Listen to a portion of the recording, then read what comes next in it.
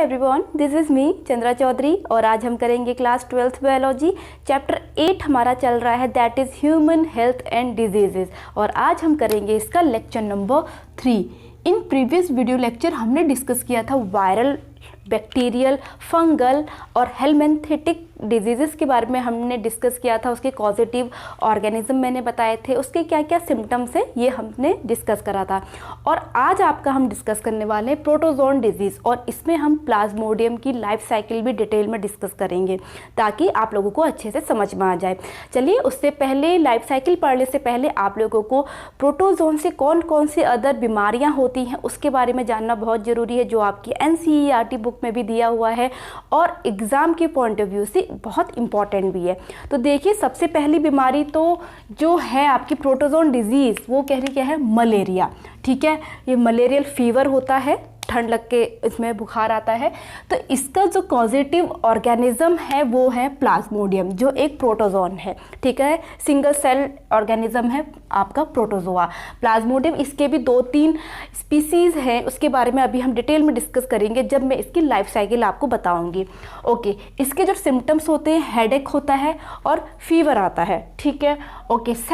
Second है आपका amoebiasis. ठीक है, ये जो अमीबा होता है आपका प्रोटोजोन, एंट अमीबा हिस्टोलिटिका, इसका कॉजेटिव ऑर्गेनिज्म है। और ये किसके थ्रू हमारी बॉडी में एंटर करता है, तो इसके लिए हाउस फ्लाई।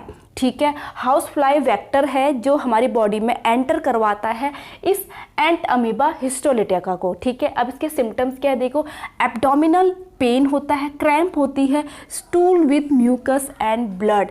एक प्रकार से जैसे डायसेंट्री हो जाती है, दस्त लग जाते हैं बट ब्लड भी आता है, ये वो बीमारी है। ठीक है, नेक्स्ट है आपके कालाजार।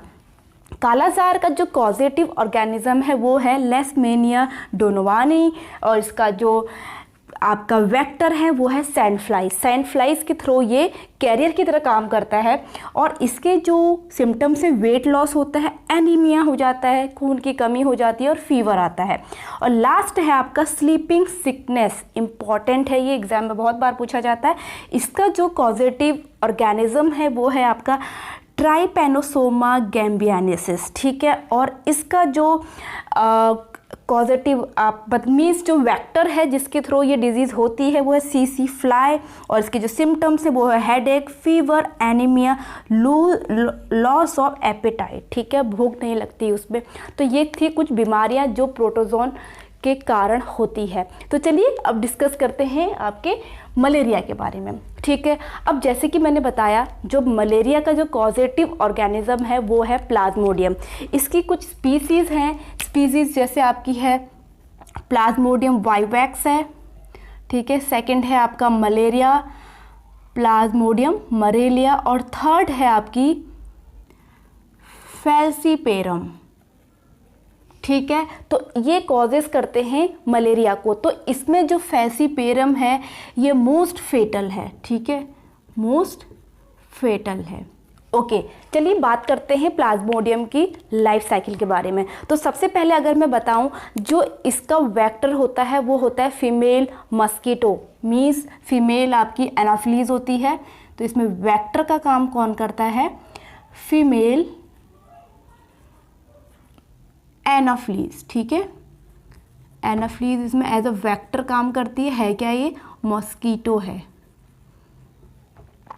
ओके, जो इसकी लाइफ साइकिल है इसको 2 हिस्सों में बांटा गया है। एक होता है इसमें प्राइमरी होस्ट, दूसरा होता है सेकेंडरी होस्ट।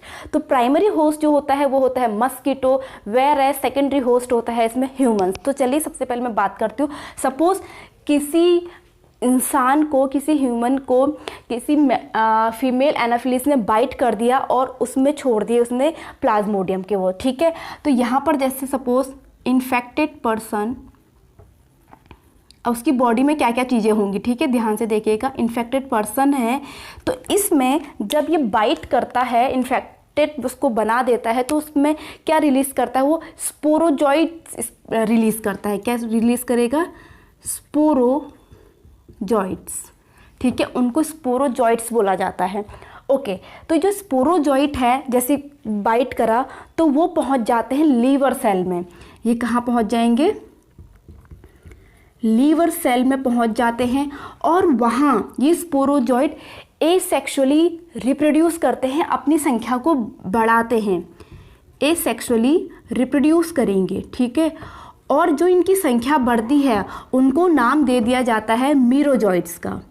इम्पॉर्टेंट टर्म्स हैं ये, मीरोजॉइट्स का टर्म दिया जाता है। और धीरे धीरे जब इनकी संख्या बहुत ज़्यादा बढ़ जाती है तो ये हो जाते बर्स्ट, ठीक है। ये जब बर्स्ट हो जाते हैं तो ये आपके जो मीरोजॉइट्स है वो पहुंच जाते हैं आरबीसीज में, आरबीसीज में पहुंच जाएंगे।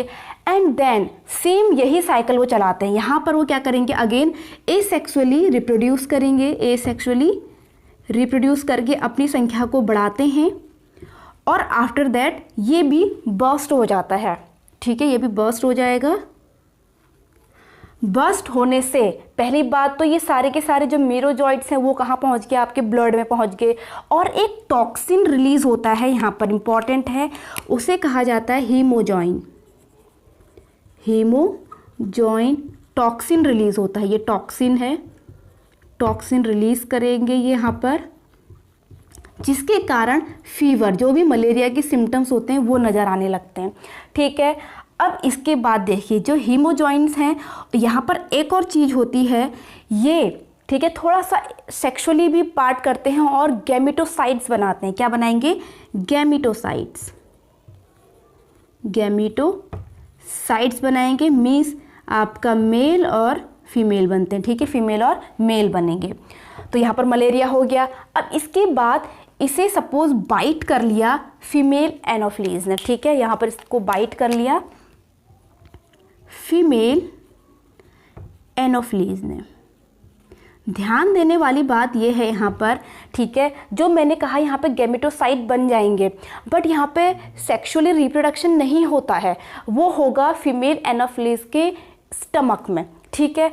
तो यहाँ पर जो मेल और फीमेल बने हैं, मेल और फीमेल जो बने हैं, इनका क्या होगा, फ्यूज़न होगा। और ये फ्यूज़न होता कहाँ है, स्टमक ऑफ फीमेल एनोफिलीज के अंदर होगा, ठीक है, एनोफिलीज के अंदर होगा ये। ओके, फ्यूज़न होने के बाद क्या बनेगा, ऑब्वियसली जाइगोट बनता है। और ये सब प्रोसेस आपकी कहाँ हो रही है, उसके पेट के अंदर ही हो रही है। जाइगोट बनेगा और ये डेवलप्ड करेगा और आगे को, ठीक है, डेवलप्ड करेगा। और धीरे धीरे ये जाइगोट्स आपके डेवलप्ड हो जाते हैं स्पोरोजॉइट्स में। अगेन देखिए, स्पोरोजॉइट्स में ये कन्वर्ट हो जाएंगे और ये यहाँ से एस्केप होके स्टमक, क्योंकि ये सब प्रोसेस आपकी जो हो रही है ना, ये आपके स्टमक के अंदर हो रही है। अब ये स्पोरोजॉइट आ जाते हैं सलाइवरी ग्लैंड में, मस्कीटो के, ठीक है, कहाँ आ जाएंगे ये, सलाइवरी ग्लैंड में आ जाएंगे मस्कीटो के, ठीक है।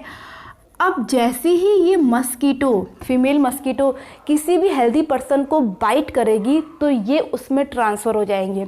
अब ये किसको काटेंगे, आपके अनदर पर्सन को, अनदर पर्सन को ये बाइट करेंगे और अगेन ये देखो ये उसकी बॉडी में आ गया, ये लाइफ साइकिल चलते रहेगी।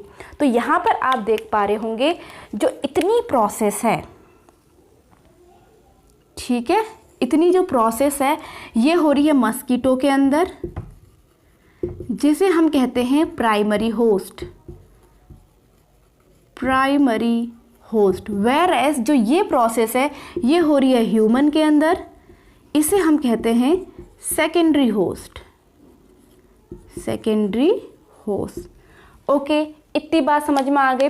तो ये लाइफ साइकिल हो गई है आपकी प्लाज्मोडियम की। है क्या है, life cycle of, life cycle of Plasmodium, ठीक है, बहुत इंपॉर्टेंट है एग्ज़ाम के पॉइंट ऑफ व्यू से। अब चलिए इसके ट्रीटमेंट की अगर मैं बात करूं तो यहाँ पर एक मेडिसिन, जिस ड्रग का यूज़ किया जाता है उस ड्रग का नाम है क्लोरोक्वीन, ठीक है। क्लोरोक्वीन एक मेडिसिन है, ड्रग है, किसके लिए, इस मस्कीटो के, सॉरी ये आपका जो मलेरिया है। तो आई होप आज का वीडियो लेक्चर आप लोगों के लिए काफ़ी हेल्पफुल रहा हो। आप लोग इसका स्क्रीनशॉट ले सकते हैं, बहुत इंपॉर्टेंट है, एक एक चीज़ बहुत इंपॉर्टेंट है।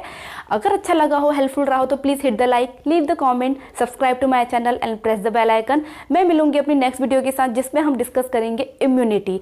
तब तक के लिए stay tune, stay healthy, bye bye.